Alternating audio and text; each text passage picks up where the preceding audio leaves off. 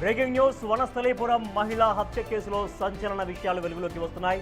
పక్కా ప్లాన్తో మాజీ భార్య సునీతను మహేష్ హత్య చేసినట్లు పోలీసులు గుర్తించారు.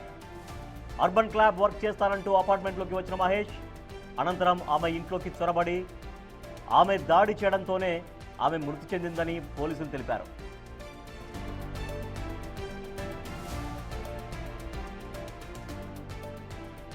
పోలీసుల విచారణలో నిందితుడు మహేష్ కీలక విషయాలు చెప్పుకొచ్చాడు. 2021లో కరీంనగర్కు చెందిన సునీతను వివాహం చేసుకున్న మహేష్ వివాహం అనంతరం కెనడాకు వెళ్లాడు. అక్కడకు వెళ్లినప్పటి నుంచి సునీత మహేష్కు మధ్య విభేదాలు కొనసాగుతున్నాయి. మాజీ భార్యను కెనడాకు తీసుకెళ్లాడు. అయితే కెనడాకు వెళ్లిన 5 రోజుల్లోనే సునీత ఇండియాకు తిరిగి వచ్చేసింది. అనంతరం మహేష్ పై వరకట్న వేధింపుల కేసు పెట్టింది. కేసు విచారణ జరుగుతుండగానే విడాకులకు అప్లై చేయడంతో 2024లో చట్టబద్ధంగా విడాకులు తీసుకున్నారు.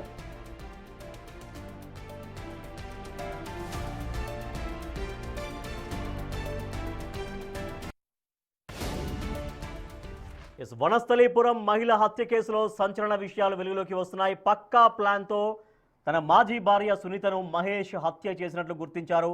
అర్బన్ క్లాబ్లో వర్క్ చేస్తానంటూ అపార్ట్మెంట్లోకి ఎంటర్ అయ్యాడు మహేష్. తర్వాత తన ఫ్లాట్లోకి ఎంటర్ అయి అక్కడ ముందుగానే ప్రీ ప్లాన్ ప్రకారం తన వెంట తెచ్చుకున్నటువంటి ఆ మారణాయుధాలతో తనపై దాడి చేశాడు. ఆ దాడిలోనే సునీత తన మాజీ భార్య సునీతను చంపేసినట్టుగా పోలీసులు చెబుతున్నారు. మా ప్రతినిధి సాగర్ మరింత సమాచారం అందిస్తారు. సాగర్, ఇంకా ఈ హత్యలో ఇంకా ఎటువంటి విషయాలు పోలీసులు సేకరించారు? పోలీసుల ఎదుట మహేష్ ఇంకా ఏ విషయాలకు సంబంధించి వాంగ్మూలం ఇచ్చినట్టుగా తెలుస్తోంది?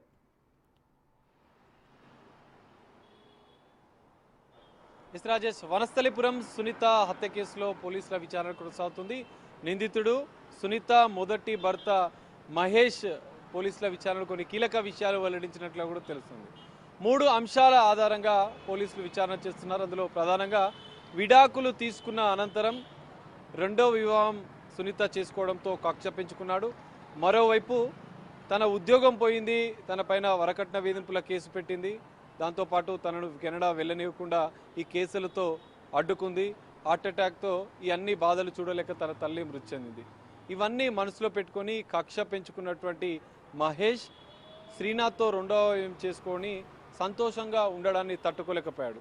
తనని మాత్రం తన లైఫ్ అంతా స్పాయిల్ చేసి తాను మాత్రం వెళ్ళిపోయింది. ఎందుకంటే విడాకుల సందర్భంగా వీరి మధ్య ఒప్పందం జరగలేదు, పాత కేసులన్నీ కూడా సెటిల్ చేసుకుందామన్న ఒప్పందం జరగలేదు అన్నట్లుగా కూడా సమాచారం తెలుస్తుంది. దానికి సంబంధించి తాను మాత్రం రెండో వివాహం చేసుకొని ఆనందంగా ఉంటుంది సునీత.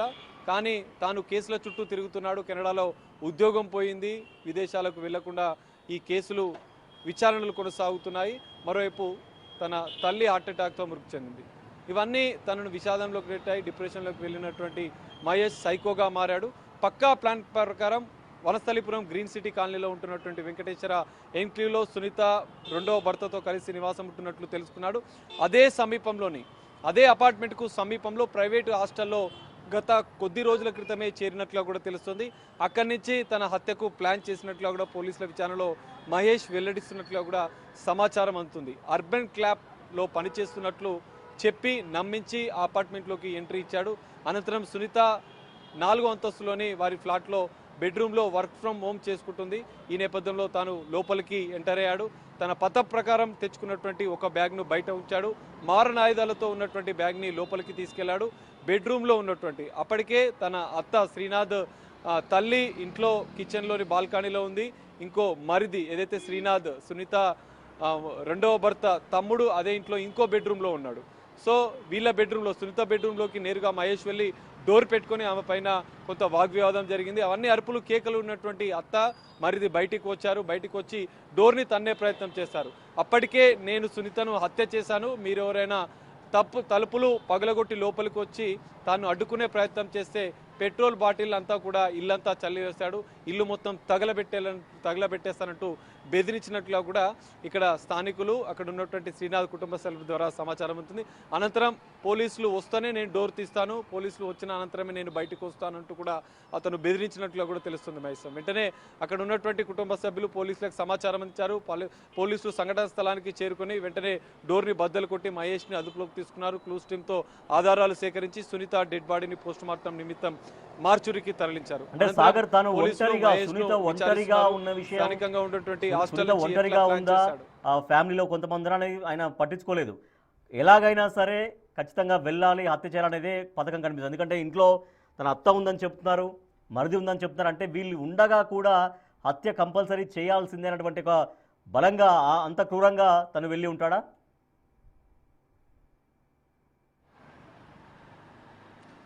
అత్యంత సెక్యూర్గా అపార్ట్మెంట్ అయితే కనిపిస్తుంది. కానీ ఇక్కడ పక్కా ప్లాన్ ప్రకారమే మహేష్ వెళ్ళినట్లుగా కూడా మనకు అర్థమవుతుంది. ఎందుకంటే అర్బన్ క్లాబ్లో పనిచేస్తున్నానంటూ వెళ్ళడము, స్థానికంగా అపార్ట్మెంట్కు సమీపంలోనే ప్రైవేట్ హాస్టల్లో ఉండి గత కొన్ని రోజులుగా కూడా అయితే హత్యకు ముందు కొన్ని రోజులు రెక్కి నిర్వహించినట్లుగా కూడా తెలుస్తోంది. శ్రీనాథ్ రెండవ భర్త ఇంటి నుంచి ఎప్పటికూ ఆఫీస్కు వెళ్తాడు, అనంతరం ఇంట్లో ఎవరెవరు ఉంటారు, తాను ఇంట్లో ఉన్నప్పుడు ఏం చేస్తుందన్న విషయాలన్నీ కూడా తెలుసుకున్నట్లుగా కూడా తెలుస్తుంది. ఇవన్నీ తెలుసుకున్న అనంతరం భర్త ఆఫీస్కు వెళ్ళిన కొద్దిసేపట్లోనే తాను అపార్ట్మెంట్ లోపలికి ప్రవేశించాడు. లోపల తన అత్త ఉందని తెలుసుకున్న అనంతరం బెడ్రూమ్లోనే సునీత ఉందని తెలుసుకొని నేరుగా బెడ్రూమ్లోకి తను వెళ్ళి డోర్ పెట్టుకొని విచక్షణ రహితంగా కత్తులతో దాడి చేసి హత్య చేశాడు.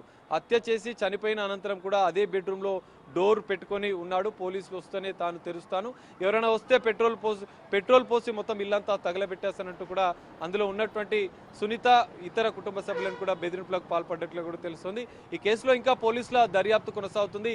మహేష్ ఇప్పటివరకు పోలీసులు విచారించిన నేపథ్యంలో ఈ అన్ని విషయాలు తెలుస్తాయి. అయితే హత్యకు కేసుల వేధింపులు, ఎందుకంటే సునీత డైవర్స్ తీసుకున్న అనంతరం కూడా కొన్ని కేసులు ఇంకా నడుస్తున్నాయి. ఆ కేసుల్లో ఇంకా కోర్టుల చుట్టూ విచారణకు మహేష్ తిరుగుతున్నాడు.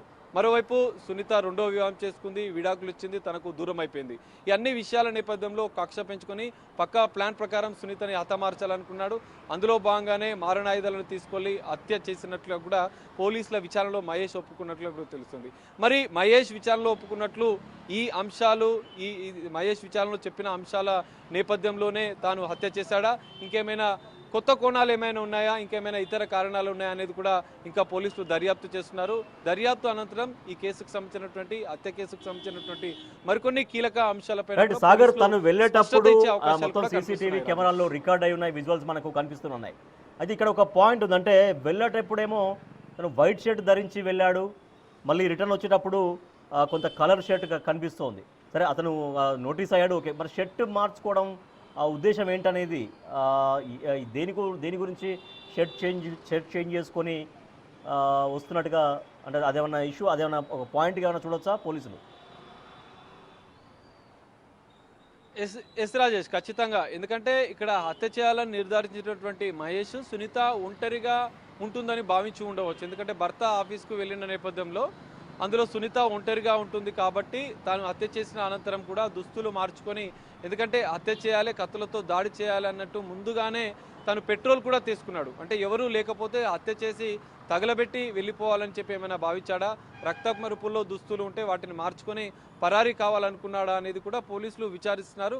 అతను భావించి ఉండొచ్చు అని కూడా పోలీసులు అనుమానిస్తున్నారు. సో డ్రెస్ చేంజ్ చేసుకోవడము, 2 బ్యాగులలో మారణాయుధాలు, కొన్ని ఇతర మారణాయుధాలతో పాటుగా మరికొన్ని ఎక్విప్మెంట్ కూడా తాను తీసుకుంటున్నాడు, మరో బ్యాగ్లో దుస్తులను తీసుకున్నాడు.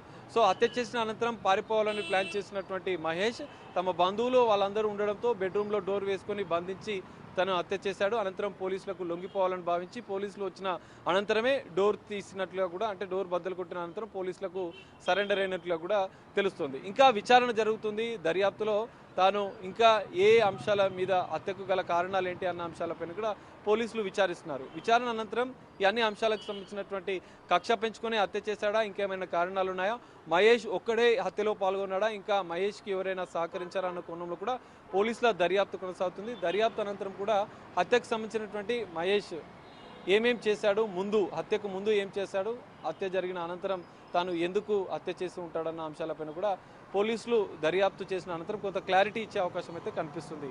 Rajesh. Right, thank you Sagar. మాజీ భార్య సునీతని మహేష్ అత్యంత కిరాతకంగా, పాశవికంగా చంపేశాడు. తను అర్బన్ క్లాబ్లో పనిచేస్తానంటూ ఆ అపార్ట్మెంట్లోకి ఎంటర్ అయ్యాడు. అపార్ట్మెంట్లోకి ఎంటర్ అయిన తర్వాత సునీత ఉండే ఫ్లాట్లోకి వెళ్ళాడు. అక్కడ సునీత అత్త, అంటే సునీత మళ్ళీ ఇతని దగ్గర నుంచి దూరం అయిన తర్వాత మరో పెళ్లి చేసుకుంది శ్రీనాథ్ అనేటువంటి వ్యక్తిని. సో ఆ శ్రీనాథ్ లేడు అప్పుడు ఇంట్లో. తర్వాత శ్రీనాథ్ తల్లి అంటే సునీత అత్త ఉంది, తర్వాత సునీత మరిది ఉన్నాడు. సో వీళ్ళిద్దరూ వేరువేరు రూమ్లో ఉండడం కూడా గమనించాడు. సో ముందు హాల్లో బెడ్రూమ్కి వెళ్ళాడు. బెడ్రూమ్కి వెళ్తే తర్వాత సునీత ఒక్కతే కనిపించడంతో వాళ్ళని లోపల ఏ రూమ్లో ఉన్నారో వాళ్ళని ఆ రూమ్లోనే బంధించి సునీతను అత్యంత పాశవికంగా సునీత పైన అటాక్ చేసి చంపేశాడు. తర్వాత సునీతను చంపేసిన తర్వాత కూడా సునీతను చంపేశాను, మీరు మళ్ళీ బయటికి వస్తే మిమ్మల్ని కూడా పెట్రోల్ పోసి తగలబెడతానంటూ కొన్ని హెచ్చరికలు కూడా చేశాడు. సో మహేష్ మనం చూస్తున్నాం, నిందితుడు మహేష్ తనే అర్బన్ క్లాబ్లో పనిచేస్తానంటూ కొంత అర్బన్ క్లాబ్లో పనిచేసే వాళ్ళు ఏ రకంగా అయితే కొంత మెటీరియల్ తీసుకొని వస్తారో, అంటే చూడడానికి కూడా నిజమే కావచ్చు, నిజంగానే మామూలుగా అట్లా బుక్ చేస్తారు కాబట్టి వచ్చారేమో అని అనుకునే విధంగా ఆ రకంగా ఎవరికీ అనుమానం రాకుండా అర్బన్ క్లాబ్లో పనిచేసేటువంటి వ్యక్తి ఏ రకంగా అయితే ఉంటారో అదే గెటప్తో ఎంటర్ అయ్యాడు మహేష్. కింద సెక్యూరిటీ చూసినా కూడా, లేకపోతే అపార్ట్మెంట్స్లో ఉన్నటువంటి ఇతర ఫ్లాట్స్లో వాళ్ళు చూసినా కూడా ఎవరికి ఎటువంటి అనుమానం రాకుండా మహేష్ ఎంటర్ అయ్యాడు. ఎంటర్ అయ్యే ఫ్లాట్లోకి ఎంటర్ అయ్యి సునీతను అత్యంత పాశవికంగా చంపేశాడు. మనం చూడొచ్చు సునీత డెడ్ బాడీ మనం చూస్తున్నాం, రక్తపు మడుగులో పడి ఉన్నటువంటి సునీత డెడ్ బాడీ మనం చూస్తున్నాం. సో మహేష్ ప్రస్తుతం పోలీసుల అదుపులో ఉన్నాడు. మహేష్ అత్యంత దారుణంగా పాశవికంగా మహేష్ చేతిలో సునీత హతమైపోయింది, మహేష్ మాజీ భార్య.